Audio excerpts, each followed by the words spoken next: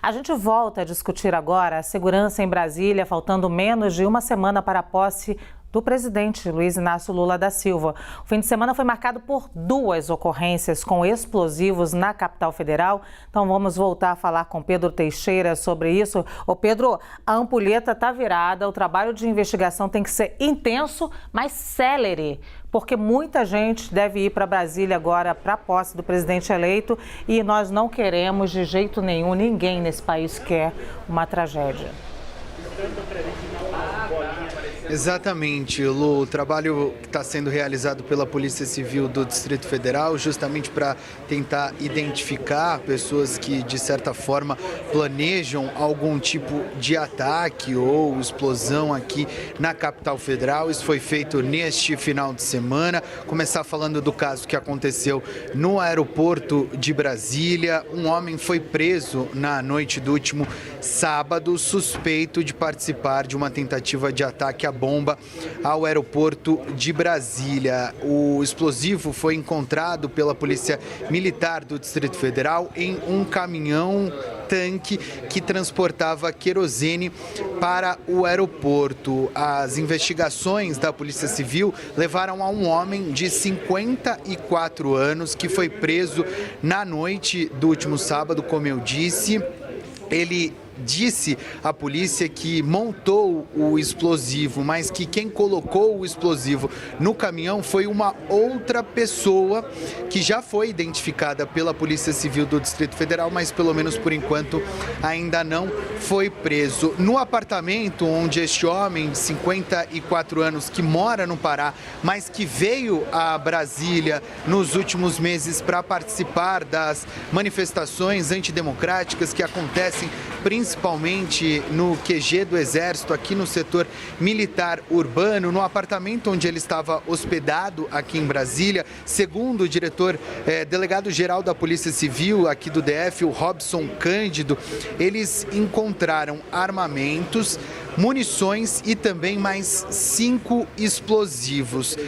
No depoimento colhido pela Polícia Civil na prisão em flagrante deste homem, ele disse que o objetivo da tentativa de explosão no aeroporto de Brasília era justamente provocar o caos na cidade. Chegou, inclusive, segundo esta pessoa presa, a planejar um outro ataque numa estação de distribuição de energia que fica em Taguatinga, uma região administrativa aqui do Distrito Federal. Todos estes ataques, segundo este homem, tinham como objetivo provocar a decretação do estado de sítio, que é quando o poder do executivo, portanto, poder do chefe de Estado, neste momento o presidente Bolsonaro se sobressaria ao poder, permaneceria como um único poder, excluindo os poderes do Legislativo e também do Judiciário. Nas redes sociais, o futuro ministro da Justiça, Flávio Dino, se manifestou agradecendo o trabalho da Polícia Civil.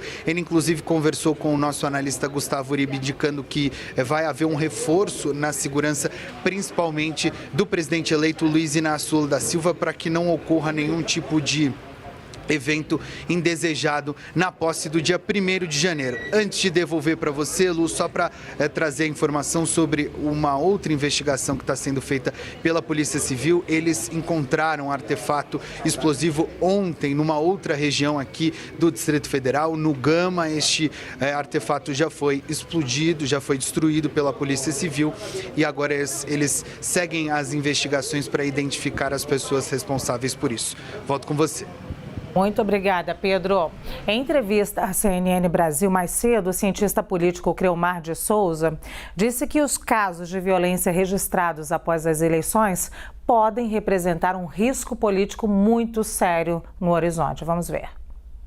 As eleições de 2022 foram marcadas por uma ideia muito forte de maniqueísmo, de uma luta final do bem contra o mal. Os vencedores hoje estão se preparando para assumir o mandato em 1º de janeiro. Os derrotados, por sua vez, tentam encontrar justificativas e elementos de coesão para que eles não abram mão da luta, por assim dizer. Então, quando você observa as mensagens e as interpretações das mensagens, esse é um ponto muito importante da sua pergunta. Isso quer dizer, o silêncio estimula porque o silêncio segue interpretado da lógica, ele não está falando porque não pode falar. No momento exato, ele irá falar. E esse jogo, o presidente Bolsonaro faz muito bem.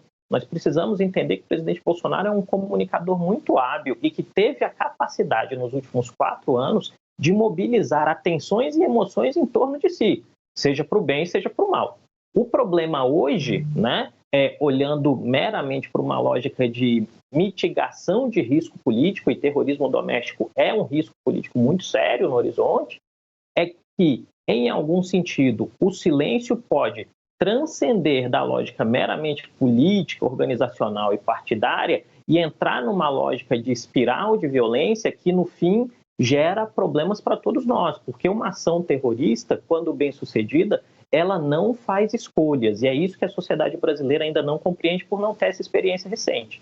Uma bomba, um tiro, qualquer outro tipo de ação, ela não vai escolher. As balas não são inteligentes nesse aspecto. Elas vão machucar, ferir todo tipo de pessoa que estiver perto do lugar na hora que isso acontecer.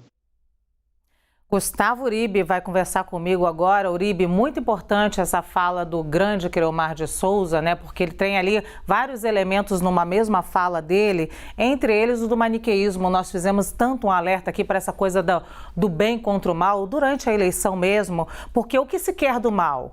O mal precisa ser eliminado. Então, essa ideia está embutida de eliminar o outro. E isso está embutido com essa violência também. Esse é o reflexo dessa violência. Então, é muito importante combater essa ideia que é alimentada a todo momento com fake news, inclusive. É um discurso delirante, e messiânico. E quando a gente fala em discurso delirante, a gente está falando também do depoimento de George Washington feito à Polícia Federal, que ele fala do perigo de volta do comunismo no Brasil, que é algo que realmente nunca aconteceu. Nós nunca tivemos um regime comunista no Brasil e nem há perigo de um regime comunista no Brasil. Mas esses explosivos presentes próximos ao aeroporto de Brasília tem causado preocupação no governo de transição. Eu conversei ontem com o Flávio Dino, que é o futuro ministro da Justiça e da Segurança Pública. Haverá reforço de segurança, sobretudo da Polícia Federal, na esplanada dos ministérios para a posse no dia 1º de janeiro. Você tinha inicialmente um contingente de 700 oficiais, agentes policiais, que ficariam, a maior parte deles, à paisana, para tentar garantir a segurança do público que estará na esplanada dos ministérios. Agora se fala num contingente de 900 agentes federais. O programa da posse, segundo Flávio Dino, não será modificado. Os horários serão mantidos de chegada do presidente eleito Luiz Inácio Lula da Silva ao Congresso Nacional, depois ao Palácio do Planalto e ao Palácio do Itamaraty. Há também uma segurança em relação ao local da cerimônia de posse, porque haverá detector de metais, haverá colete à prova de balas, haverá snipers em cima de cada prédio da esplanada dos ministérios. Mas a grande preocupação ocorre sobretudo nas vias laterais, seja N2 e L2, que são vias paralelas ao eixo monumental, que é justamente onde pode ocorrer alguns movimentos bolsonaristas que podem entrar em choque com alguns grupos petistas. Essa é a grande preocupação do governo do Distrito Federal, que tem se preparado para aumentar o contingente de policiais militares para fazer a segurança nessas áreas. Luciana. Obrigada, Uribe. Já a gente volta a conversar.